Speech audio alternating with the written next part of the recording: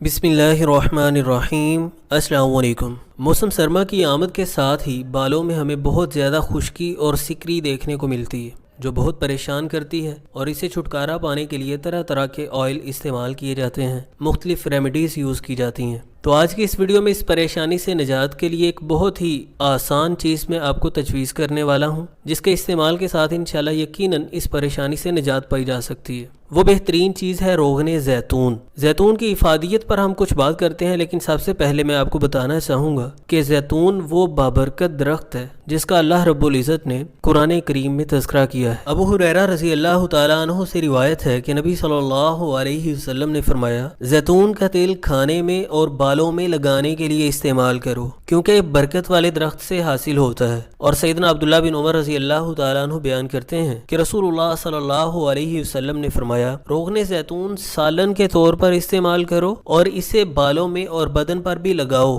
क्योंकि ये एक मुबारक दरख्त से हासिल होता है। अलगर्ज ज़ैतून का बाबरकत दरख्त बहुत ही ज्यादा फवायद को समेटे हुए है। इसके तमाम अज्जा यानी पत्ते, टहनियाँ, छाल, लकड़ी, गूंद, फल और तेल सभी अद्वियाती तौर पर इस्तेमाल किए जाते हैं। लेकिन इस वीडियो में मुख्तसरन सिर्फ रोगने ज़ैतून के कुछ फवायद पर मैं बात करूंगा। ज़ैतून का तेल पहले दर्जे में गर्म तर होता है। पके हुए ज़ैतून के फलों को निचोड़ कर ये ऑयल हासिल किया जाता है, और जिस नौइयत के ज़ैतून हो, यानी अगर वो मुकम्मल तौर पर पुख्ता है, पके हुए हैं, तो ऑयल अच्छा होता है। अगर वो नीम पुख्ता है तो उनसे निकाला गया तेल ज़्यादा उम्दा नहीं होता। रोगने ज़ैतून चाहे किसी नौइयत का हो, ये जिल्द में मुलायमत पैदा करता है, बाल सफ़ेद होने से रोकता है, जिल्द की खुश्की को ख़त्म करता है, सिकरी को ख़त्म करता है। और रोगने ज़ैतून को बैरूनी तौर पर भी इस्तेमाल किया जाता है सोजिश वगैरह के असरात को ख़त्म करने के लिए। जिस्म पर मालिश करने से आज़ा को तकवीयत बख्शता है। अंदरूनी तौर पर खिलाने से बदन को ग़िज़ा पहुँचाता है, आज़ा की सोजिश को ख़त्म करता है, तस्कीन पहुँचाता है, जिगर की हरारत को एतदाल में लाता है। और रोगने ज़ैतून की मालिश के साथ दर्दों में बहुत अफाका होता है। ये फालज के असरात को ख़त्म करता है। इरकुन निसा और दूसरे अमराज में तहलील व तस्कीन की गरज से इसकी मालिश की जाती है। बदन की खुश्की को दूर करने और जिल्द के खुश्क अमराज के इलाज के लिए इसका बहुत अहम किरदार है। ज़ईफ अशखास,